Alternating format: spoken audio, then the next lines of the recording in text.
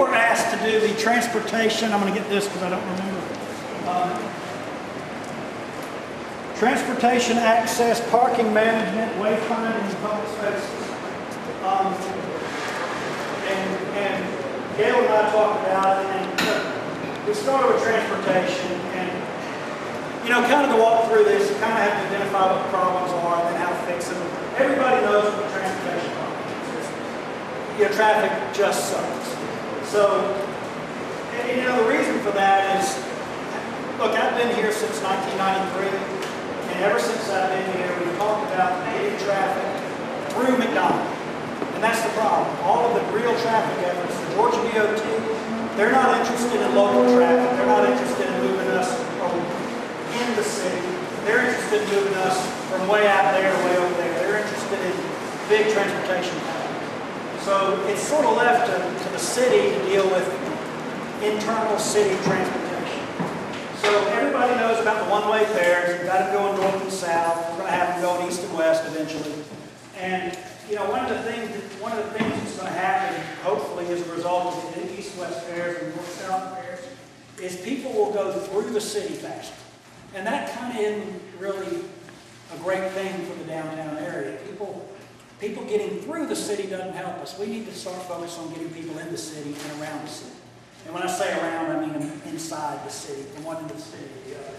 So, as we sort of think about transportation, in my mind, the goals that everybody needs to be thinking about working towards is how do we improve in the city traffic. I'm not, as a member of the Downtown Development Authority, I don't really care if you can get from Ola to the interstate in 8 minutes or 48 minutes. That's not something that I think downtown development ought to be thinking about. What downtown development ought to be thinking about is getting people into the city and inside the city. That's really what we ought to be thinking about. So we kind of have to start, I think, leading the charge on changing the way we think about our transportation problem. Yeah, we've got a problem with getting from the interstate out to Lake Dow or from the interstate out to Ola or wherever it is you're going, but as far as sort of this group is concerned today, we've got a problem getting around the city. And I can give you an example. I live about a half a mile that way. My office is a half a mile that way. Saturday I drive to work most days because I have to wear a suit, and if I walk and I sweat, it ruins the suit. And then I have a meeting somewhere, whatever it is. But I can walk. I've got a great walking path. I can walk right down here. I can walk right past this. It's not that big of a deal to walk. Sometimes, honestly, it's a hassle to drive from there to there because it's just getting around inside of McDonald. I have to get in the flow of traffic with everybody else going through McDonald. So, we need to encourage everybody that's involved in transportation to start thinking about local transportation instead of area-wide, regional. It matters. The regional transportation matters to us. But I think for purposes of developing downtown, we need to be able to get people into the city and among the city, more so than just through the city. And where do you get that from? The next question is how do you get there? Look, of all the things we're going to talk about, transportation is probably the one that is the hardest to do private sector-wise, and the one that you really have to rely on your government. A private entity will fund a transportation project that gets to and from their development, but they're not going to fund a transportation project that's simply designed to help everybody get transportation better, because that's not what they do. So we really have to start, I think, as a community of people, start thinking about, or quit thinking about, just how do we get people from the interstate out to the hinterlands, and start thinking about how to get people around inside of the city better. And obviously to do that, you've got to make sure all of our roads go somewhere. We've got to have alternatives to cars. We've got to have nice places to walk. And we've got to have, maybe people ride bikes. We talk about the creative class and all that stuff. Hey, those people ride bikes.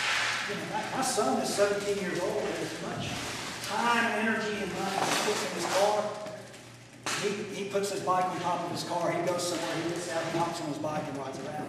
And I think that's true of a lot of younger people, is they will use a bicycle if they got a place to go.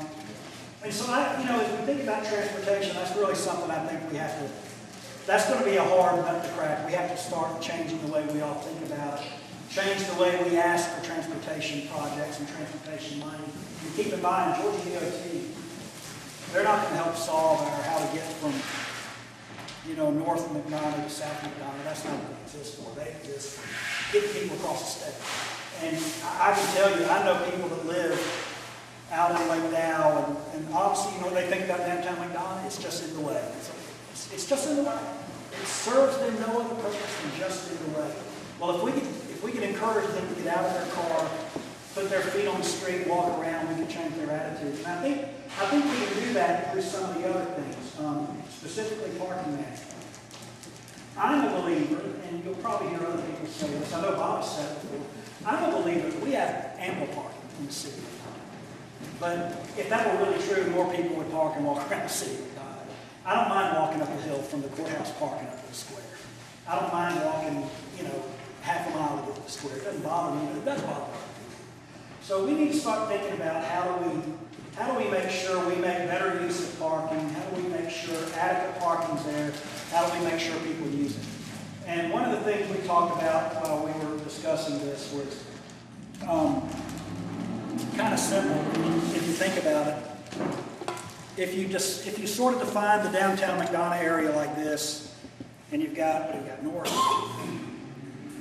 south, east, west.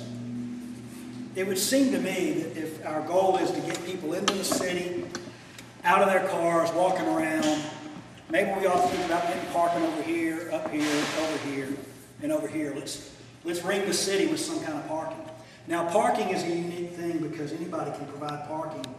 And I know Kirby represents a lot of private enterprise that wants to go in and do things.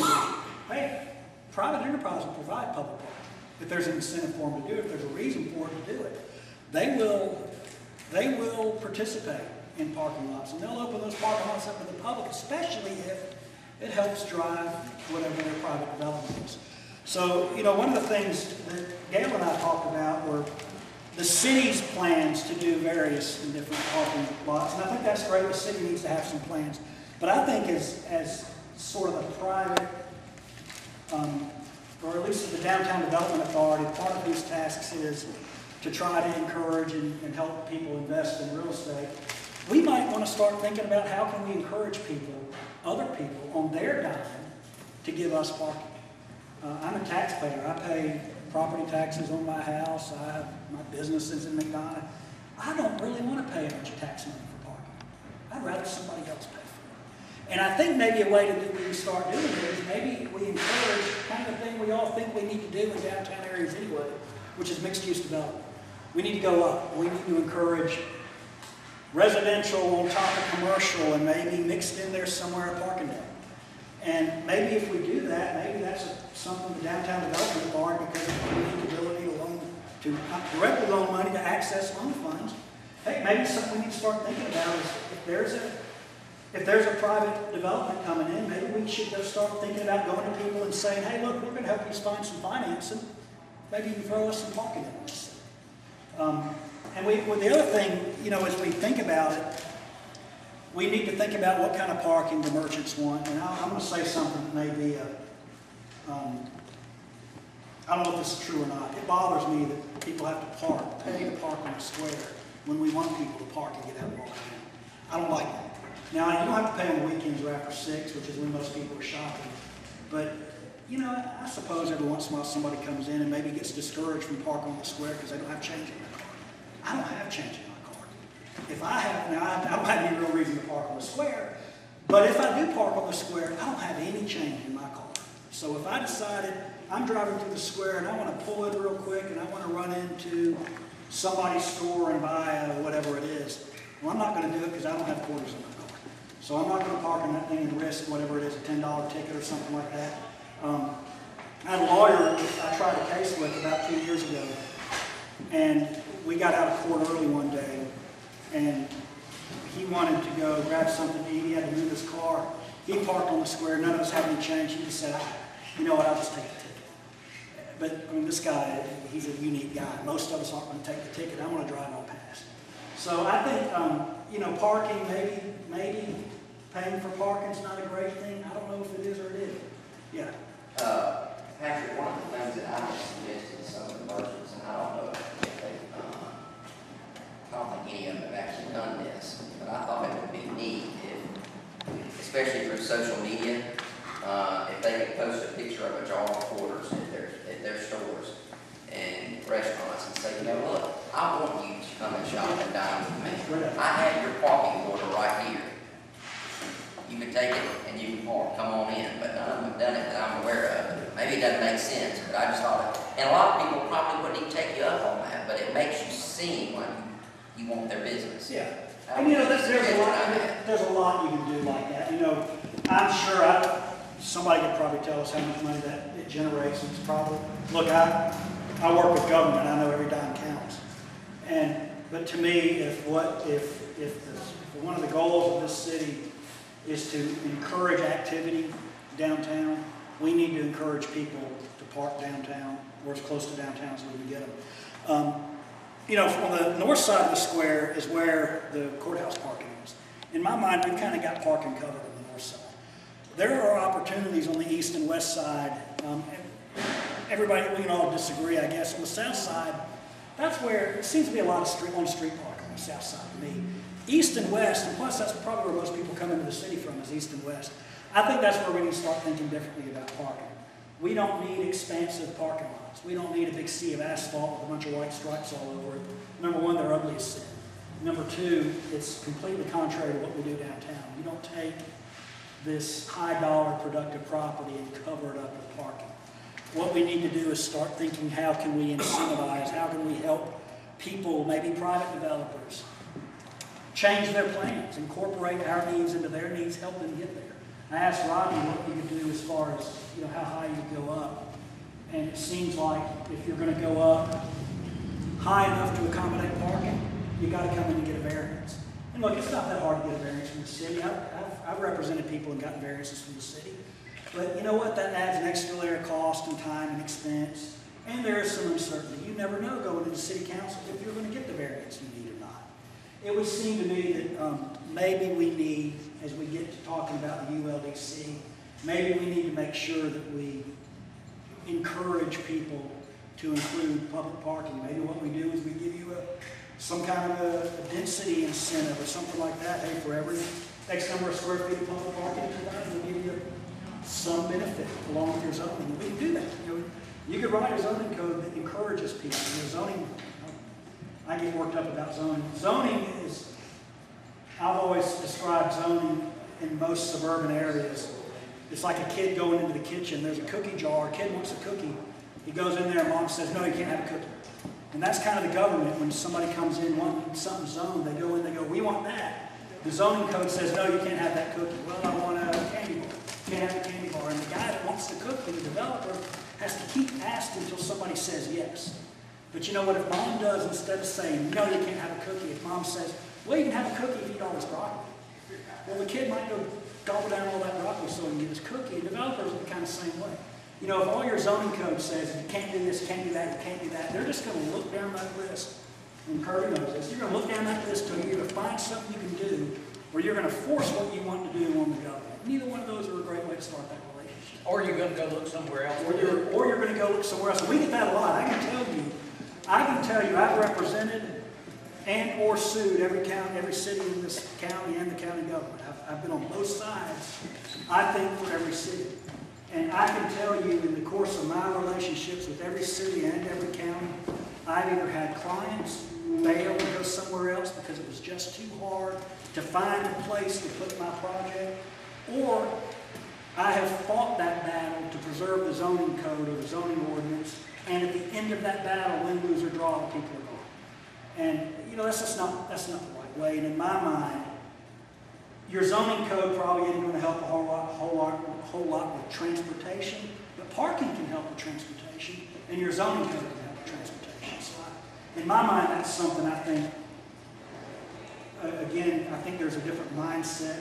Let's quit relying on the government to provide parking, and maybe let's rely on some of the incentives of the layer financing we can provide, and maybe we look for projects to fund that are offering some kind of public benefit like that. The last thing we talked about was wayfinding in public spaces. You know, in my mind, wayfinding is part of a broader issue that we've talked about, sort of this branding idea. Coming in and out of the square is a little bit better than it has been, but man, there are signs everywhere. And there are signs that say parking this way, 42, 23, 155. You know, you get that big stack of state highway numbers. There's little arrows, turn, don't turn, all that kind of stuff. And that's fine. They probably all comply with, what is it, the MUTCD, I think. Yeah, they probably all comply with that because those regulations contemplate a single sign on a pole. They don't contemplate 48 signs on 16 poles. And I don't know how you go about getting people to approve different signs, but I think as we think about wayfinding, I think number one, it needs to be simpler to follow. And number two, it needs to help get people all the places we want them to go. You know, there's a whole lot of stuff. One of the things that Bob gave out talked about Alexander Park and the new pedestrian kind of thing that's going to go up that way. Well, you know what? Let's have some signage that lets people know, hey, there's a park up there. Right now, we have signs that says public parking, and if you follow the public parking, you'll find the parking deck eventually. I mean, you'll get lost, you'll find it. But I think we also need wayfinding for the people that actually get out of their cars and walk around. And you know, we saw some of these as we looked during our training. Tommy showed us some great, almost like outdoor mall maps. That, just, follow, go there, or the sign that points people to stores. You know, I think we're going to need that at some point. I think we need to start thinking about what's that going to look like, where's it going to go, how's it going to feel. And, you know, if we do those things, maybe people will actually get out of their cars and go to places they don't know are there already. But, you know, I think as we go forward with these groups that are getting together, if we quit thinking about it the way we've always thought about it, I've been in Ghana since 1993. But for about 2.5 years, I've lived in the city of Ghana that whole time. Ever since I've been here in 1993, they've been talking about the same transportation projects and they're doing it the same way. They've been talking about the same parking problem and solving it the same way.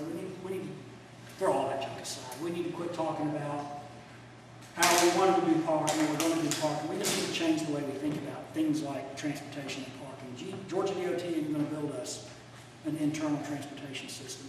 The county's not going to build the city an internal transportation system. It's going to take the city to do it. They need a reason to do it.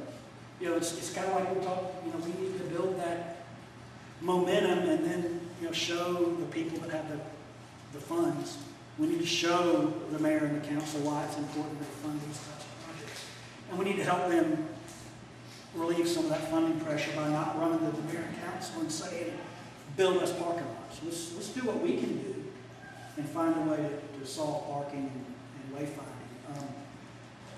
These aren't problems that any one group can solve. It really takes a lot of it. But I think as we encourage new development in the city, if we encourage those people to help us with those issues, I bet they will, if they can make money off of it, because their goal is to make money. And if somebody's going to build a project and we can encourage them to go up with it and throw a couple of layers of public parking, I bet if we make it worth their while, they'll. That's my thoughts on transportation, access, parking, management, wayfinding, and public spaces. Thank you, sir. I was beginning to